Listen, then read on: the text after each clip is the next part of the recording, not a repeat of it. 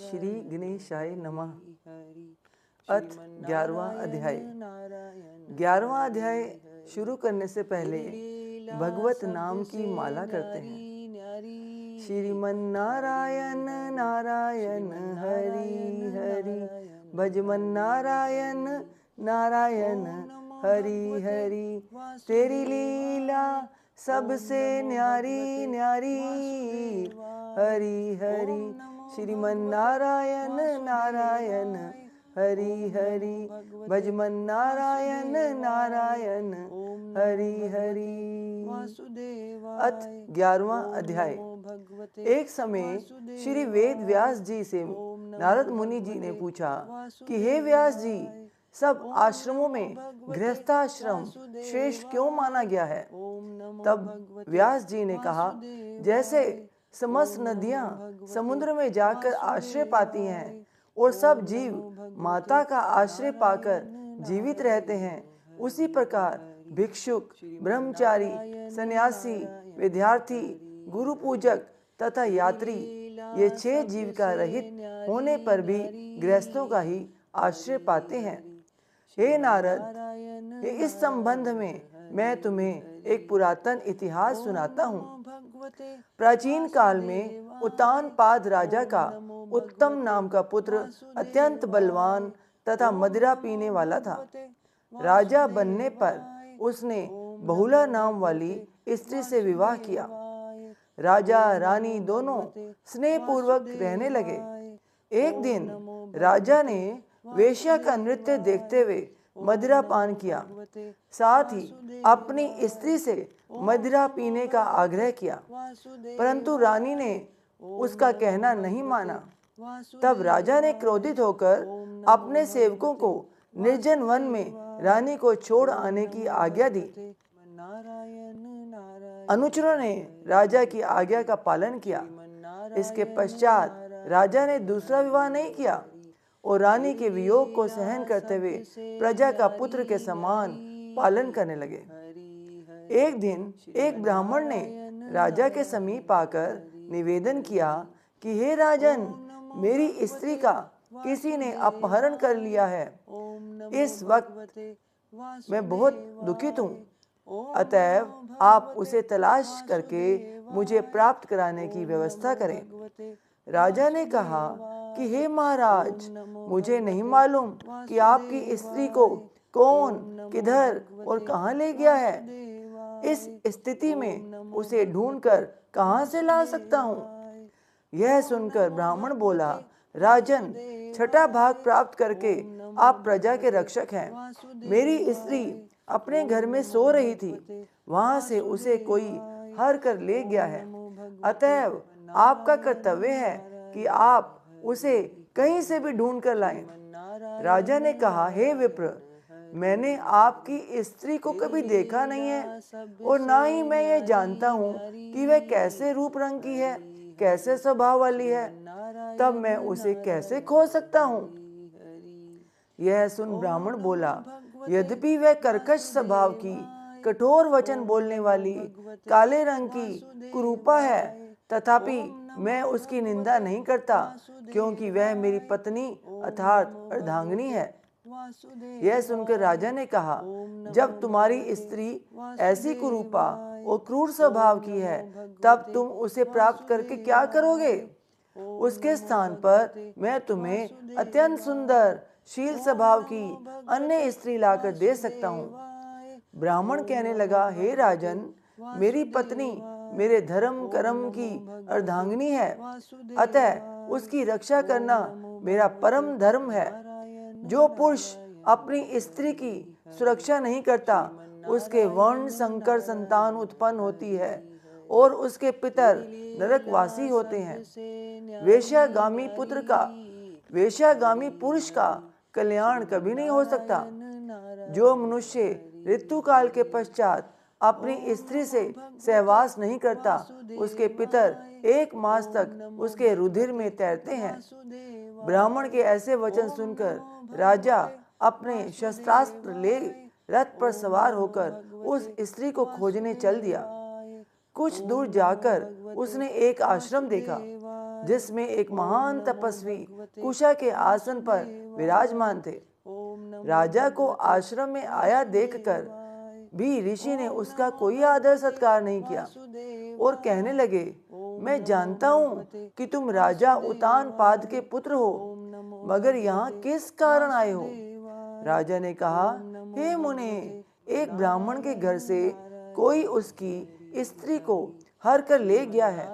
मैं उसी की खोज में इधर आया हूँ, मगर आपने तो ना अर्धे आदि और ना ही किसी प्रकार का आदर सत्कार किया।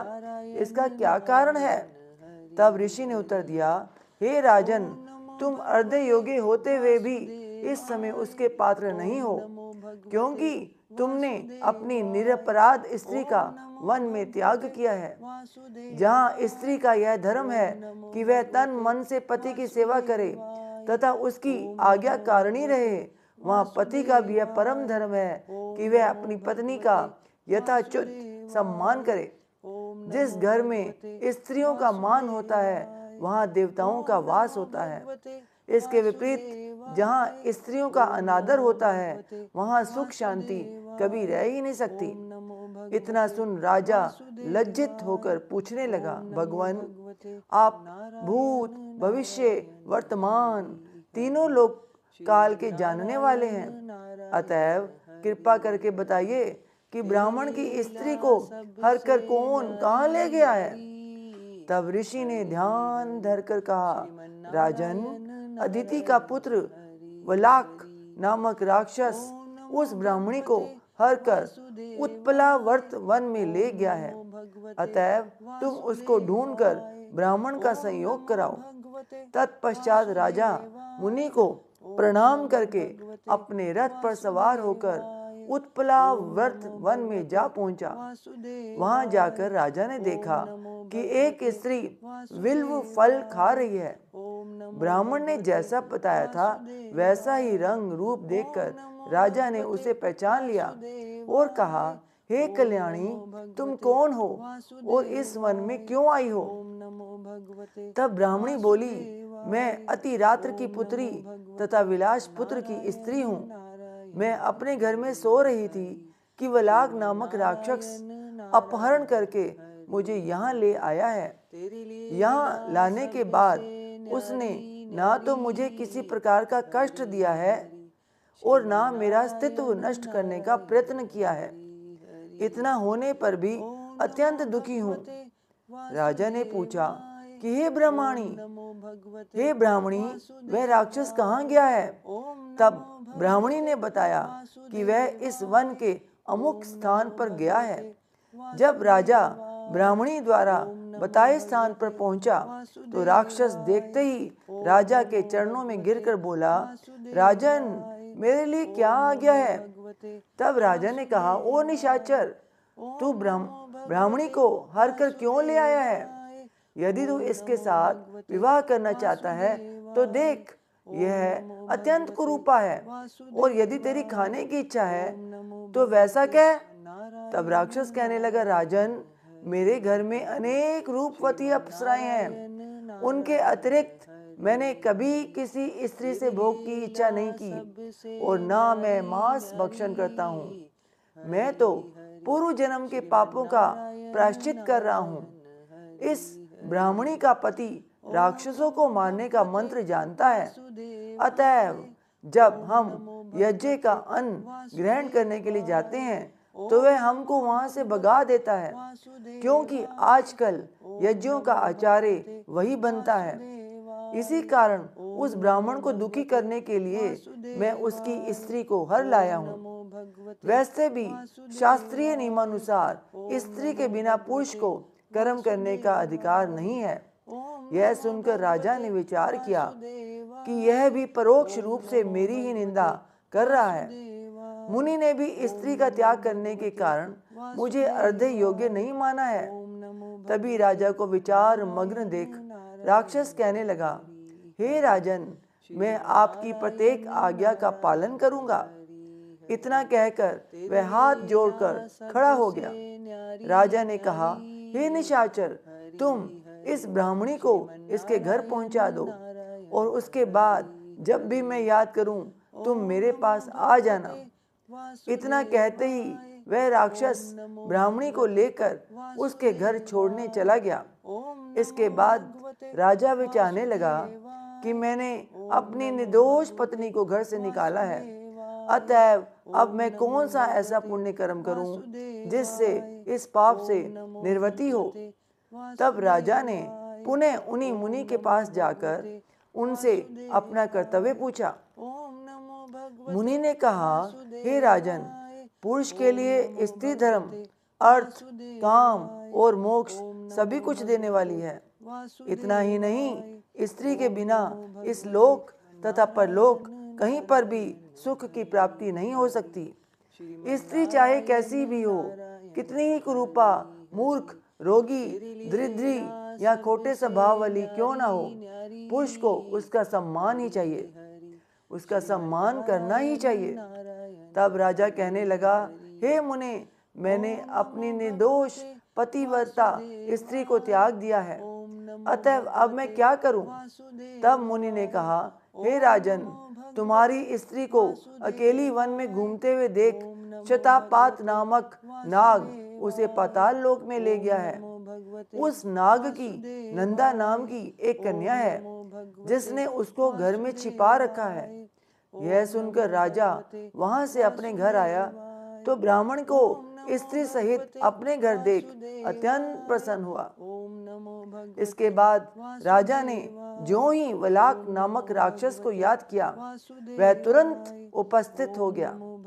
तब राजा ने उसे पाताल लोक से अपनी स्त्री को लाने का आदेश दिया। आज्ञा मिलते ही वलाक पाताल लोक गया और वहां से राजा की स्त्री लाकर उसको सौंप दी। तदंतर राजा और रानी स्नेह पूर्वक रहने लगे।